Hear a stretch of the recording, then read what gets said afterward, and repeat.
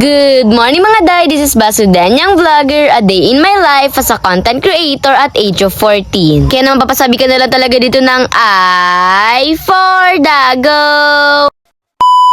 Hi guys! For today's video, samahan niyo naman nga po pala ako sa aking mga kaganapan nung Sunday. Maaga nga tayo nagising for today's video, hindi naman super aga pero sakto lang. Hoy, by the way, pagkagising ko nga po pala, kanya-kanya na nga po pala sila dyan ng gawa habang eto naman nga po palang si mama nagsusunog na nga po pala dito ng mga basura. Diyos ko, ako na lang pala yung natitirang tulog kaganina. At dahil kakagising ko nga lang po pala, eto nagtoothbrush na muna nga po pala ako dyan para naman walang Uy, hindi. Nagluluto nga rin po pala si Dada sa mga oras na yan ng umagahan namin. Kaya naman eto nagsitambay na muna kami dito sa loob. Sakto at mainit na rin nga talaga masyado at sumikat na nga talaga yung araw sa labas. Lagahan na muna ang araw po pala bago simulan ulit yung mga kailangan gawin dito sa bahay. Kumain na muna nga po pala kami dyan tapos after naman nga po palang kumain syempre naligo naman nga po pala ako dahil katulad nga ng sabi ko sa inyo magche-church nga talaga ako ngayong araw. After ko naman nga po palang maligo is eto plinansya ko nga lang po pala ito nga po palang dadamitin ko dahil medyo nagusot na nga talaga siya ng bongga sa damitan. And after naman nga po pala syempre nagbihis na rin nga ako tapos nag-ayos na rin nga po pala ako dyan ng sarili ko. Diyos ko, alam nyo ba na 30 minutes na lang talaga kailangan ko na rin umalis dahil nga kung hindi malilate na naman nga talaga ako sa church. 30 minutes pa rin po kasi ang biyahe from dito sa bahay hanggang sa church kaya naman kailangan talaga maaga pa lang nakaasikaso na. And hindi ko nga rin po pala kasama si Tita Rain for today's video na mag-church pa. Paano ba naman nasa takad nga po pala siya nagbabantay sa tindahan nila mama too. Pagkatapos ko mag-ayos paalis na rin nga po pala kami tapos itong si Baby Storm nakita ko pa nga talaga ditong nag-e-exercise nyo ko akala mo naman talaga ganap na ganap. Bali, bago nga po pala umalis naghanap nga na po pala ako dyan ng bag na babagay nga po pala sa damit ko for today's video and syempre dapat purple din. Alam nyo ba na pagkamalan nga talaga ako na kung color purple nga raw ba yung favorite color ko. Mas marami lang po talaga yung damit kong color purple pero color pink po talaga ang favorite color ko. Wag na kayo magtaka dahil girly ang ate nyo. Si Dada nga po pala maghahatid sa akin for today's video at itong motor na nga lang po pala ang gagamitin niya dahil isa lang naman ako na ihahatid niya nga po pala sa church. Diyos ko, medyo mainit pala talaga yung sikat ng araw. Nakalimutan ko pa man din mag-jacket sa mga oras na yan kaya naman bilad na lang talaga kung bilad. Habang nasa biyahe nga ikapit-kapit ko nga talaga tong helmet ko dahil parang gusto niya na talagang lumipad na para bang ayaw niya na talaga sa akin.